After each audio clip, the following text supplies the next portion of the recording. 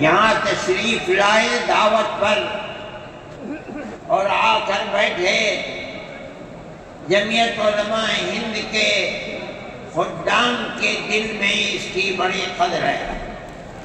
اللہ آپ حضرات کو اس کا بہتر بدلہ عطا فرمائے۔ میرے محترم بزرگوں، آج ہی کا مسئلہ یہ نہیں ہے۔ جمعیت علماء ہند کی ایک تاریخ ہے اور ایسی تاریخ ہے اپنے اس ملک کے لیے جو کسی دوسری ہندو مسلم پارٹی کے پاس نہیں ہے۔ علماء نے اس ملک کی آزادی کے لیے اگر آپ ان کی تاریخ کو پڑھیں گے تو آپ کو اندازہ ہوگا کہ ان کی اس ملک کی آزادی کے لیے قربانیاں 150 سالہ قربانیاں ہیں۔ کوئی اس ملک کے اندر ہندو مسلم ایسی پارٹی نہیں ہے جس کی تاریخ ایسی قربانیوں کی تاریخ ہو۔ حضرت شاہ عبدالعزیز صاحب محدث دہلوی نے 1803 میں آواز بلند کی تھی کہ ہمارا ملک غلام ہو گیا، اس غلام ملک کو آزاد کرانا اس ملک میں بسنے والے ہر مسلمان اور ہر شخص کا فرض ہے۔ کوئی مائی کا لال نہیں تھا جو انگریز کی طاقت کے سامنے آزادی ملک کا نعرہ بلند کر سکتا۔ ایک مسلمان عالم دین نے اسی دلی کے اندر اس نعرے کو بلند کیا، اس کی جائیداد قلف کر لی گئی، اس کے مدرسے کو دفن کر دیا گیا، اس کو دلی بدر کر دیا گیا۔ دیکھیں یہ مسلمان ایسے نہیں تھے جو کسی ملک کے پیسے یا اس کی سطوت اور اس کی طاقت کے سامنے سر جھکا دیتے۔ جو انہوں نے اپنا موقف اختیار کیا تھا پتھر کی چٹان کی طرح، اسی طرح اس موقف کے اوپر کھڑے رہے۔ سب سے پہلا جہاد سن 1932 کے اندر ہوا، ہندوستانی لوگ تو جانتے بھی نہیں، اور اس کے اندر لوگ مر گئے، ختم ہو گئے۔ شاہ عبدالعزیز صاحب کے رشتے کے، ان کے قریب، ان کی اولاد میں شاہ اسماعیل شہید اور رائے بریلی کے شاہ احمد شہید دونوں کے دونوں ختم ہو گئے، شہید ہو گئے بالا کوٹ کے میدان میں۔ لیکن پیچھے نہیں ہٹے۔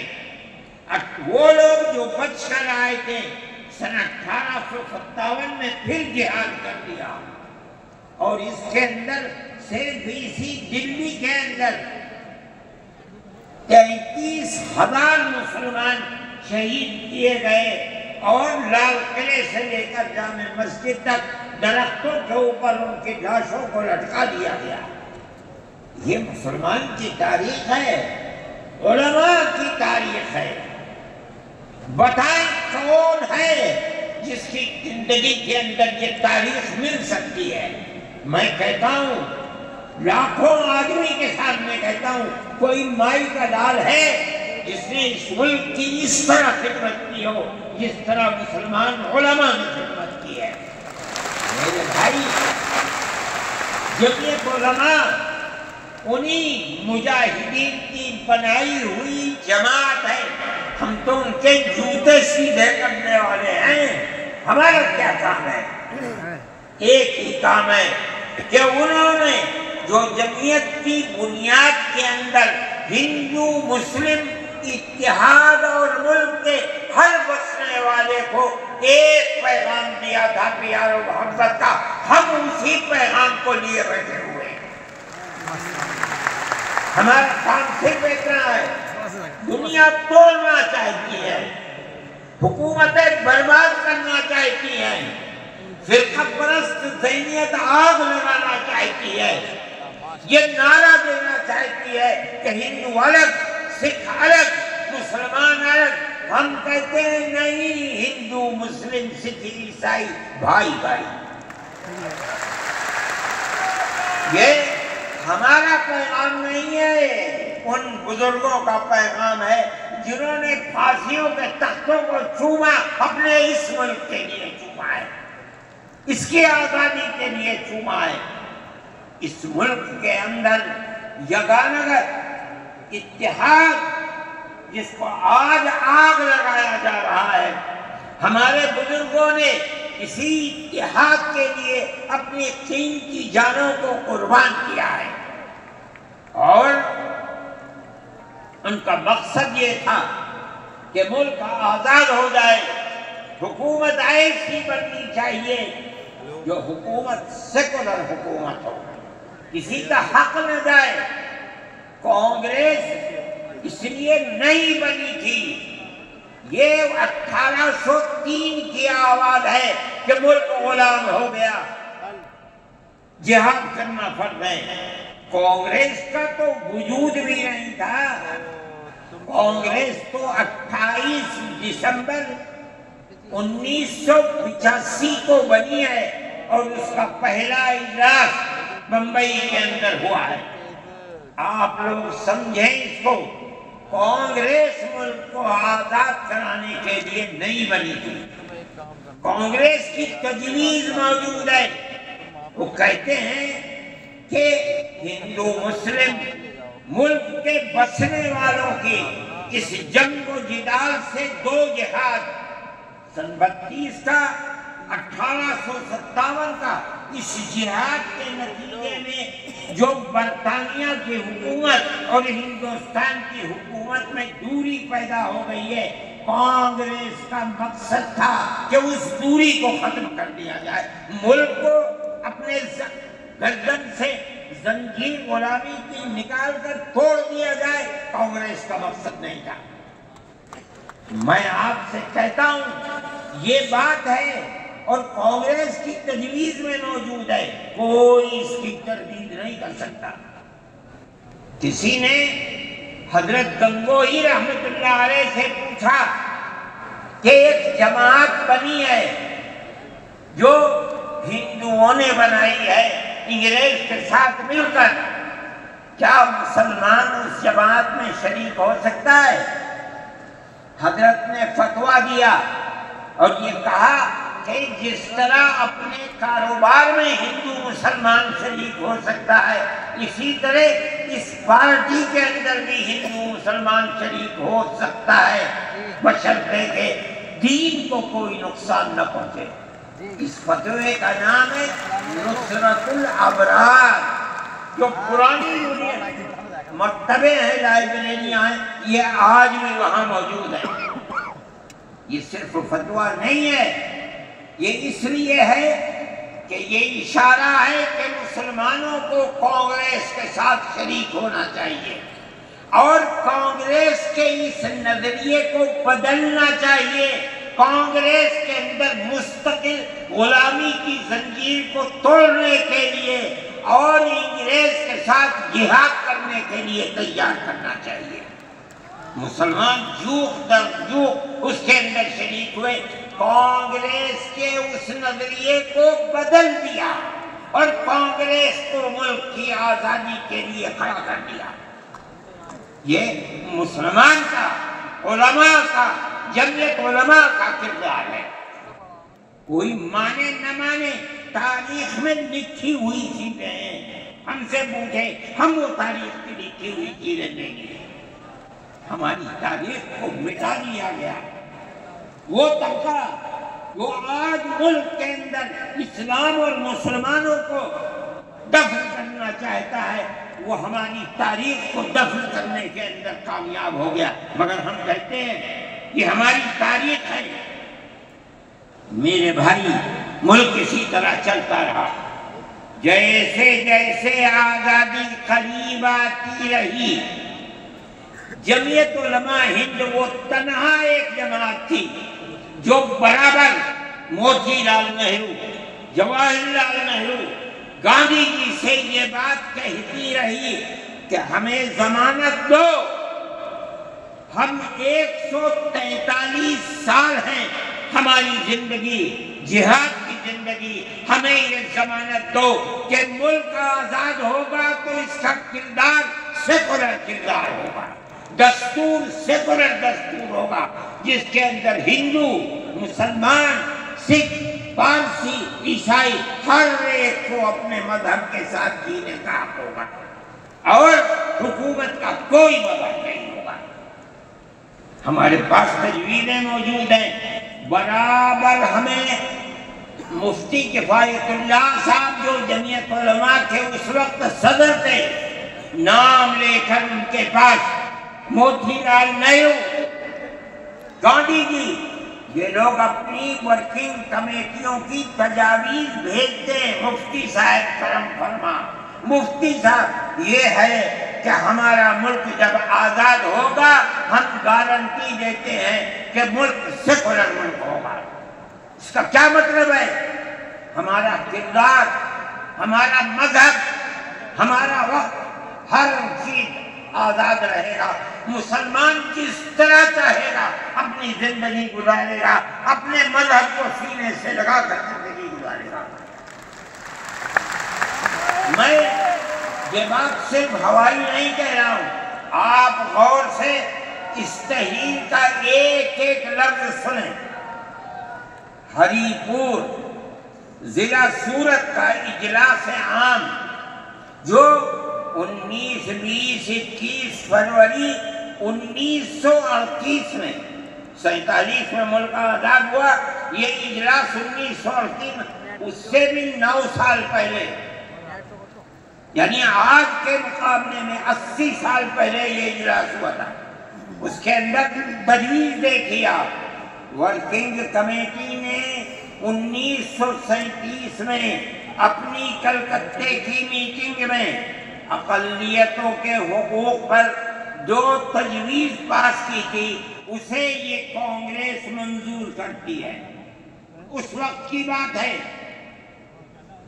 اور نئے سرے سے اعلان کرتی ہے کہ ہندوستان کی اقلیتوں کے تمدنی، مذہبی اور لسانی حقوق کی حفاظت کرنا کانگریس کا پہلا فرض اور بنیادی پالیسی ہے، تاکہ حکومت کی کسی بھی ایسی اسکیم میں جس میں کانگریس شریک ہو اقلیتوں کو ترقی اور نشو و نما کا زیادہ سے زیادہ موقع مل سکے۔ آپ الفاظ پر غور کیجئے، اور وہ قوم کی سیاسی، اقتصادی اور کلچرل زندگی میں پورا حصہ لے سکے۔ اس کے بعد اس بنیاد پر مسلمانوں کو مطمئن رہنا چاہیے کہ آزاد ہندوستان کی حکومت میں ان کا مذہبی فرائض، اذان، نماز، جمعہ، عید، روزہ، حج، زکوٰۃ، مذہبی تبلیغ، مساجد، مقابر، قربانی، مذہبی جلوس، مذہبی جلسے وغیرہ جملہ مذہبی رسوم اور مذہبی ادارے محفوظ ہوں گے، اور اسی طرح ان کی تہذیب و تمدن، ان کے تعلیمی ادارے، خانقاہیں، امام باڑے، عیدگاہیں، تقیے، کربلائیں، آثار قدیمہ، اوقاف وغیرہ سب محفوظ ہوں گے، اور اسی طرح ان کی زبان، ان کی شاعری، رسم الخط وغیرہ سب کے سب آزاد اور محفوظ ہوں گے، کسی پر کوئی رکاوٹ اور قید نہ ہوگی۔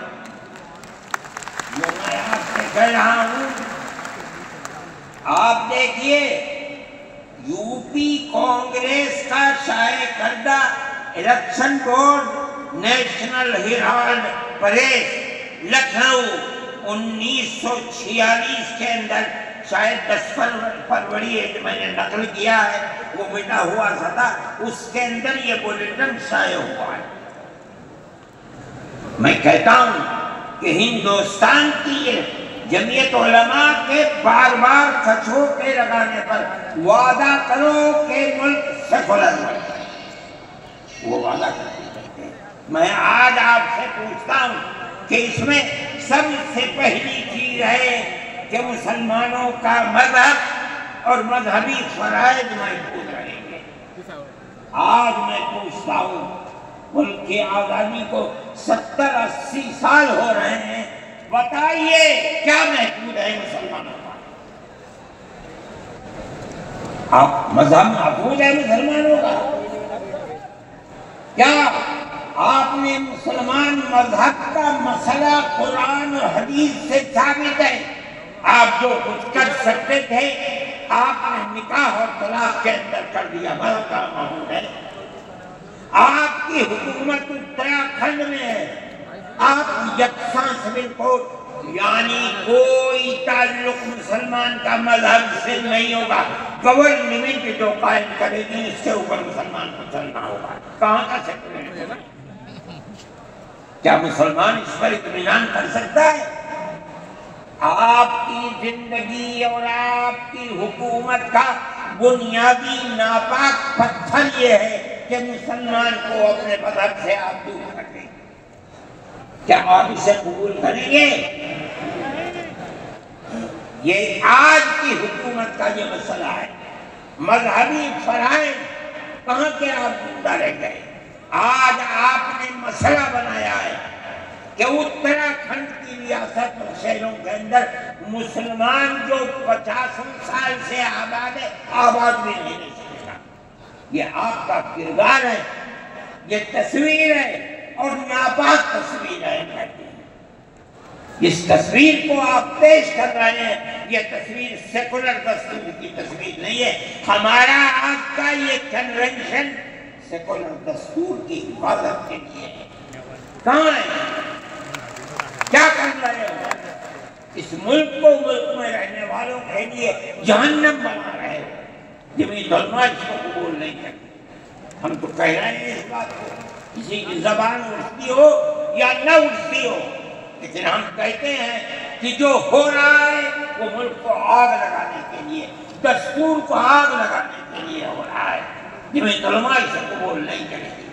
اگر جمعیت علماء نے اس بدترین حکومت جو یہ کہتی تھی کہ ہماری حکومت میں سورج نہیں ڈوبتا، جمعیت علماء نے کبھی اس کے سامنے سر نہیں جھکایا. اس کے بعد ہم اس کے سامنے سر جھکائیں گے.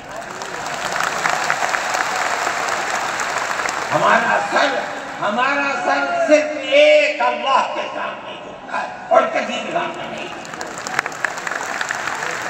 میرے بھائی، آپ ایک اس کو لیتے ہیں، میں کہتا ہوں آپ کیا کہتے ہیں؟ اس کے اندر جہاں ہے وہاں اسی طریقے سے اوقاف وغیرہ سب محفوظ ہوں گے. اوقاف محفوظ ہیں. یہ آپ کے سامنے حضرت مولانا بیٹھے ہوئے تقریر کی ہے. اوقاف کو ہڑپنا چاہتے ہیں.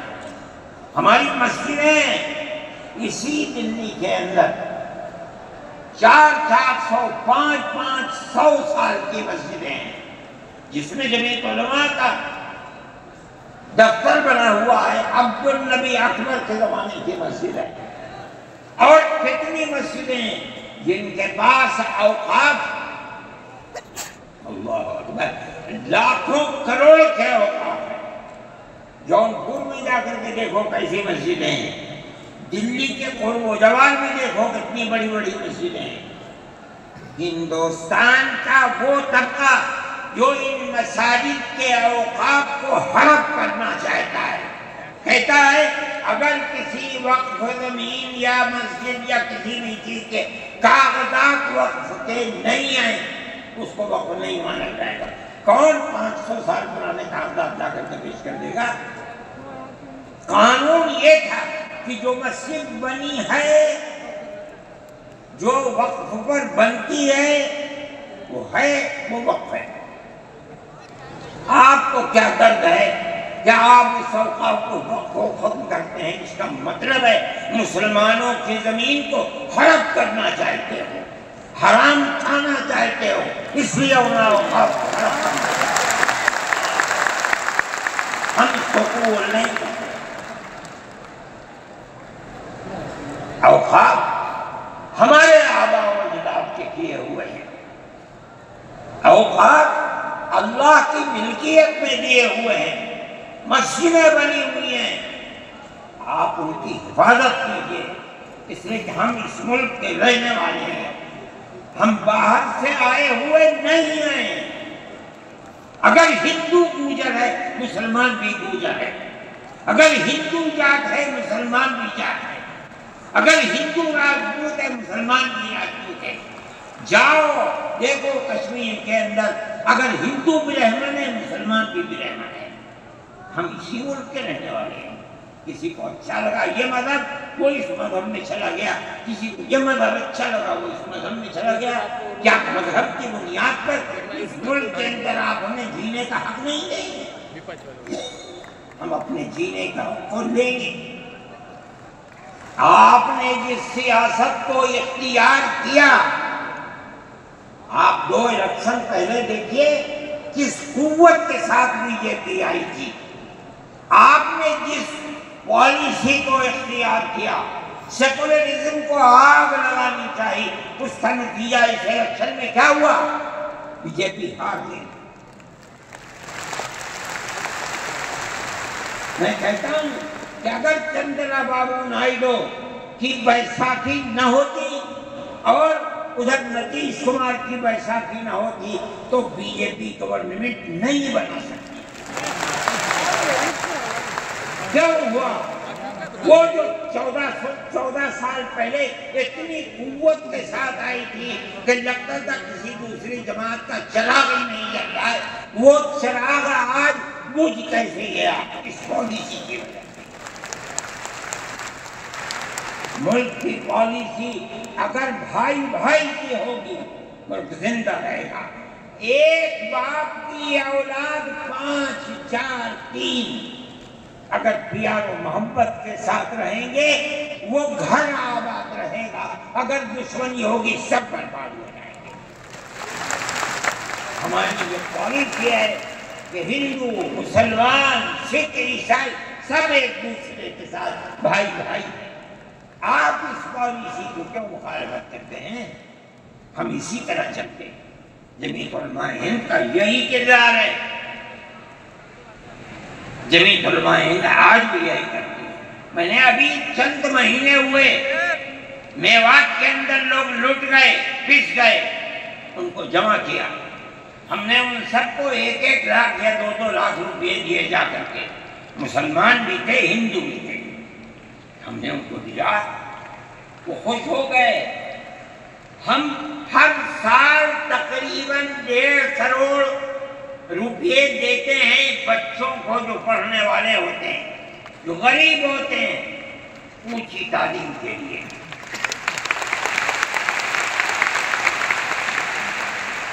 اس کے اندر مسلمان بچے بھی ہوتے ہیں، ہندو بچے بھی ہوتے ہیں۔ جمعیت علماء ہر ایک کی مدد کرتی ہے، پڑھیں، ملک کے لیے کام کریں۔ میں جا رہا تھا ایک مرتبہ بنگلور سے سوال ہوا، مجھے جانا تھا سوئٹزرلینڈ، ایک میٹنگ تھی وہاں سعودی عرب کی، سوئٹزرلینڈ کے اندر۔ میں جب گیا جہاز کے اندر صبح ہوئی تو میں نے چائے وائے کی، میرے پاس جو پائلٹ تھا چلانے والا وہ آیا، میرا شکریہ ادا کرنے لگا، آپ نے بڑی محبت دلا۔ میں نے سوچا کیا بات ہے، کیا آپ کو؟ کہنے لگے کہ مجھے اس جگہ تک پہنچنے میں جمعیت علماء اگر مدد نہ کرتی میں تو کچھ کر سکتا ہوں۔ مجھے حیرت ہو گئی کہ کیا بات ہے، ہم ہر ایک کی مدد کرتے ہیں۔ کیرلا کے اندر سیلاب آیا، لوگ لٹ گئے، مر گئے، ہم نے مکانات کی مرمت کی، ہم نے مکانات کو اثر نو بنوایا بھی، میں نے چابیاں بھی دی اور تمام میڈیا نے اس کو دکھلایا۔ ہندو بھی تھے، مسلمان بھی تھے، ہندو عورتیں بھی تھیں جن کے ہاتھ میں نے چابی دی ہے۔ جمعیت علماء کا یہ کردار ہے۔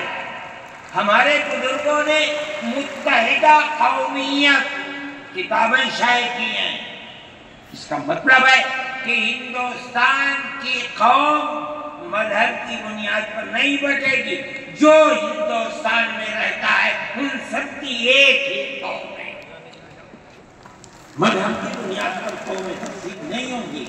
یہ ہمارا کردار ہے، ہم اس کردار پر زندہ ہیں اور اسی پر چلتے ہیں۔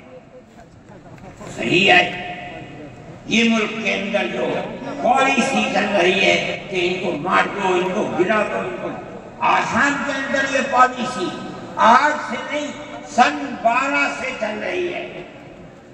جمعیت علماء تنہا جماعت ہے ملک کے اندر جو آسامیوں کے مسائل کو جانتی ہے، یہاں سے رہنے والے، ان کی زبان اور ہے، ان کا کلچر اور ہے، بہت دور ہے، دنیا کے آخر میں رہتے ہیں، کون جانتا ہے ان کے مسائل؟ تنہا جمعیت علماء ہے جو ان کے مسائل سے دلچسپی لیتی ہے، گھستی ہے، کروڑوں روپیہ خرچ کرتی ہے۔